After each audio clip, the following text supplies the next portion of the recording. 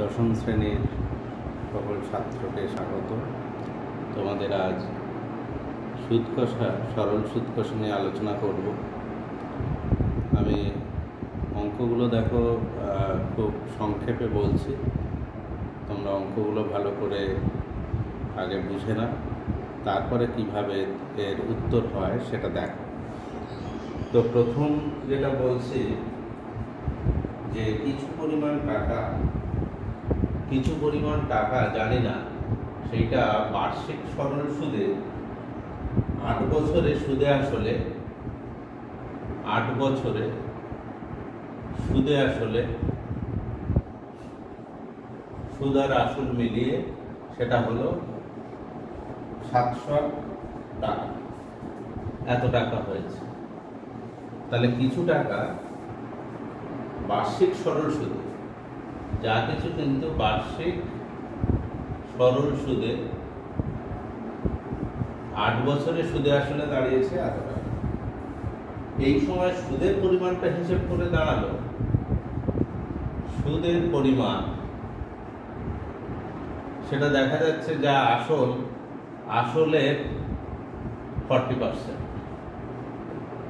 আসল জানি না যে কিছু পরিমাণ টাকা বার্ষিক সরল সুদের হারে 8 বছরের সুদে আসলে হয়েছে 700 টাকা। সুদের পরিমাণটা দেখা গেল হিসাব করে আসলের 40% রয়েছে। তাহলে এখান থেকে আমাদের বের করতে হবে মূলধন ও সুদের হার বের করতে হবে। সুদের হার কিছু বলা নেই, এই দুটো উত্তর বের করতে হবে। তাহলে এখানে আসল বলা নেই, যখন আমরা ধরে নিতে পারি, ধরি আসল x টাকা, আসল x টাকা। তাহলে আসল x টাকা ধরলাম। প্রশ্ন অনুযায়ী 8 বছরের সুদ কত বলেছে? 8 বছরের সুদে আসল 700 টাকা, আর সুদের পরিমাণ আসলের 40%। তাহলে যদি 8 বছরের সুদ কত হয় x টাকা, তাহলে x টাকা 8 বছরের সুদ, সেটা বলা আছে দেখো, একটা সুদের পরিমাণটা হচ্ছে আসলে 40%, আসল x ইন্টু এর 40% মানে 40/100। এটা কাটলে 2 5, তাহলে 2x আপন 5। এখান থেকে আমরা কি পেলাম? সুদটা পেলাম। 8 বছরের সুদে আসল 700 টাকা, তাহলে আসল ধরেছি কত? x টাকা। x টাকার 8 বছরের সুদ কত সেটা বলা আছে, আসলের 40% অর্থাৎ এই টাকা। তাহলে এবার সুদ আসল একসঙ্গে যোগ করো, সুদ প্লাস আসল তাহলে হলো সুদ হলো 2x/5 প্লাস আসল x টাকা। তাহলে এইটা ইজ ইকুয়াল টু লসাগু করো 5 7x/5 টাকা। তাহলে প্রশ্ন অনুসারে লিখতে পারি, প্রশ্ন অনুসারে এই 7x/5 ইজ ইকুয়াল টু 700। তাহলে এখান থেকে x ইকুয়াল টু হবে 500। 700 100 কেটে গেল। তাহলে সুতরাং আসল সমান 100 টাকা। তাহলে একটা উত্তর আমরা পেয়ে গেলাম। আর বের করতে হবে সুদের হার। তাহলে এখন আসল হলো 500 টাকা, তাহলে সুদ কত? সুদ আসল মিলে 700 টাকা। তাহলে এখান থেকে সুদটা হলো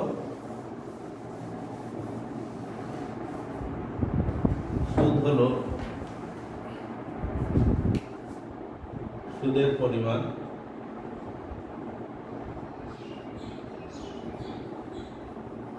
সুদ আসল থেকে আসল বাদ দিয়ে দেবে। সুদ আসল ছিল 700 টাকা মাইনাস আসল 500 টাকা, তাহলে এটা হলো 200 টাকা। এটা হলো সুদ। তাহলে 200 টাকার সুদ পাওয়া গেল। কত টাকা আসল?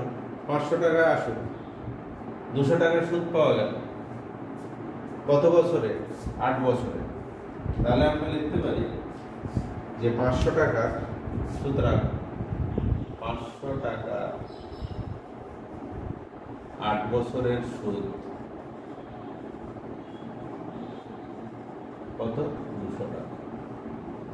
ওই তিন নিয়ম আমরা প্রয়োগ করি। তাহলে 1 টাকার 1 বছরের সুদ, 1 টাকার 8 বছরের সুদ কত? আসল যদি কমে যায় সুদও কমে যাবে, তাহলে 200 এবং 500 টাকা। 1 টাকার 8 বছরের সুদ যা হবে, 1 বছরের সুদ আরো কম হবে, 200 এবং 500 ইন্টু 8। তাহলে 100 টাকার 1 বছরের সুদ, 100 টাকার 1 বছরের সুদ হবে, 1 টাকার 1 বছরের সুদ হলো 100 টাকার 1 বছরের সুদ, 200 ইন্টু 100 500 ইন্টু নিচে 8 এটা দিয়ে 4, 5 দিয়ে 5 দিয়ে 10 20 4। তাহলে 100 টাকার 1 বছরের সুদ হলো 5 টাকা। তাহলে এটাই সুদের হার। সুতরাং সুদের হার হলো 5%। শতকরা 100 টাকার 1 বছরের সুদ। তাহলে দুটো উত্তর আমরা পেয়ে গেলাম। তাহলে এই অঙ্কটা আরেকবার বলে নিই। এখানে আসল দেওয়া ছিল না, সুদের হার দেওয়া ছিল না, দুটো শর্ত বলে দেওয়া ছিল। সুদ আর আসল মিলে বলা ছিল 700 টাকা, আর সুদটা হলো আসলের 40%। এই দুটো জিনিস বলা ছিল। সময়টা বলা ছিল 8 বছর। এই তিনটে জিনিস দেওয়া ছিল। সেখান থেকে আমরা সুদের হার এবং আসলটা বের করব। এরপরে আমরা নেক্সট অঙ্কে চলে যাই। পরের অঙ্কটা হলো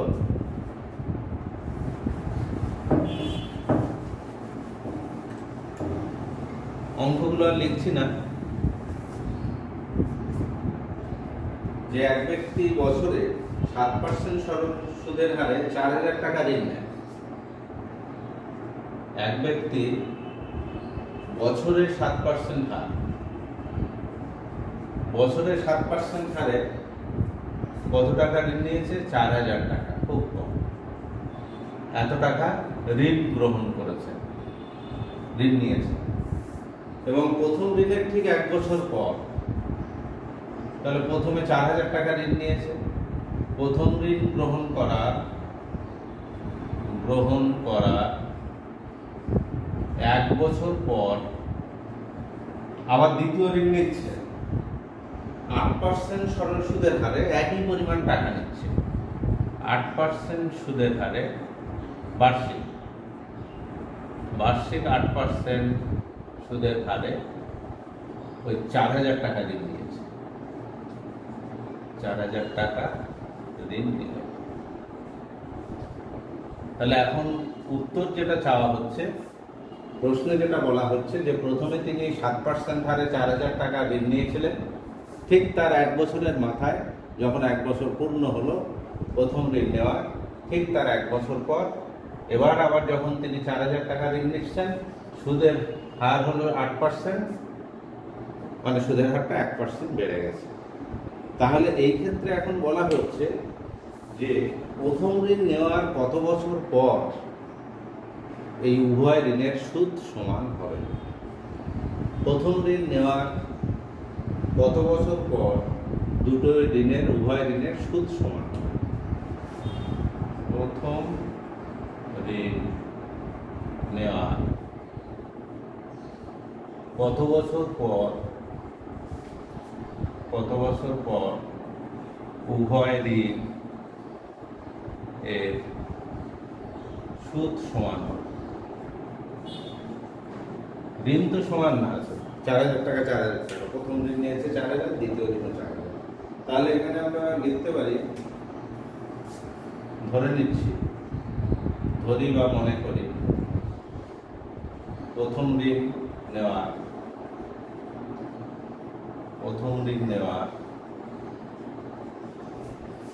x বছর পর উভয় ঋণের সুদ, মানে সুদ সমান হবে। তাহলে এক্স বছরে 7% হারে 4000 টাকার সুদ কত? এক্স বছরে 7% হারে 4000 টাকা সুদ। একেবারে আমরা হিসেব করে লিখতে পারি। তাহলে পিটিআর বাই 100 সূত্রটা হলো যে সুদ is equal to PTR by 100, এই সূত্রটা প্রয়োগ করব। তাহলে আসল হলো 4000, পি টি হলো টাইম কত বছর পর, এক্স বছরে, সুদের হার 7 বা 100, এত টাকা। তাহলে এখান থেকে কেটে গেল 428 টাকা। আর এক্স মাইনাস 1 বছরে, 1 বছর পরে দ্বিতীয় ঋণ নিচ্ছে 8% হারে 8000 টাকা, 4000 টাকার সুদ। 4000 টাকার সুদ কত হবে? তাহলে সেখানে 4000 ইন্টু পি টি হলো এক্স মাইনাস 1 ইন্টু 8 বাই 100। তাহলে এটা হলো 8 432 320 ইন্টু এক্স মাইনাস 1 এত টাকা। তাহলে প্রশ্নানুসারে দুটো সুদ সমান, দুটো সুদ সমান। বলেছি যে প্রথম ঋণ নেওয়ার এক্স বছর পরে উভয় ঋণের সুদ সমান হবে। তাহলে প্রথম ঋণটা যদি এক্স বছরের সুদ দিতে হয়, পরের ঋণটা সুদ দিতে হচ্ছে এক্স মাইনাস 1 বছরের। এইটা শুধু খেয়াল রাখতে হবে। তাহলে প্রশ্নানুসারে লিখতে পারি এখান থেকে 4000, এখানে একটা শূন্য কমে গেছে, 280, দুটো শূন্য কেটে গেল, 428 280।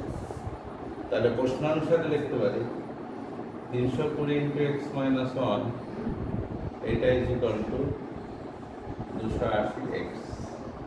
এটা প্রশ্নানুসারে। তাহলে এখান থেকে 320 মাইনাস 280 এক্স,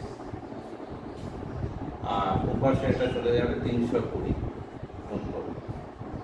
और 0 8 4 12 40 एक्स इक्वल टू 320 और X equal to 320 by 40 432 X equal to 8। তাহলে উত্তরটা মিলিয়ে লিখব। প্রথম ঋণ নেওয়ার 8 বছর পর এ সুদ সমান হবে।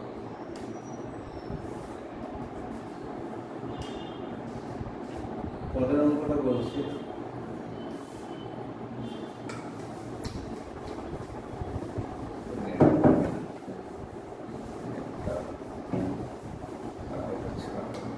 পরের অঙ্কটা আমি বলে রাখছি, তোমরা এটা করে নেবে। এটা তোমাদের হোমওয়ার্ক দিলাম, তোমরা একবার চেষ্টা করো। এক ব্যক্তি তার সঞ্চয়ের কিছু অংশ তার সঞ্চয় করেছে 5700 টাকা। এই টাকাটা সঞ্চয় করেছে, এর কিছু অংশ রেখেছে ব্যাংকে আর কিছু অংশ হলো পোস্ট অফিসে। তাহলে কিছু অংশ ব্যাংকে রেখেছে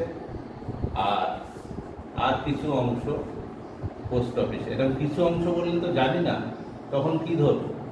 যদি এখানে এক্স টাকা রাখে তাহলে এখানে রাখবে 5700 মাইনাস এক্স, কিছু অংশ মানে এইভাবেই রাখছে। এবার তার বছরের শেষে দেখা যাচ্ছে যে আয় হয়েছে 1 বছরের মাথায়, বছরের শেষে 1 বছরের শেষে যে আয় হলো, তাহলে আয় মানে সুদ যা পেয়েছে, বলা হচ্ছে যদি সমস্ত টাকা ব্যাংকে রাখতো তাহলে তার 50 টাকা বেশি লাভ হতো, বেশি আয় হতো।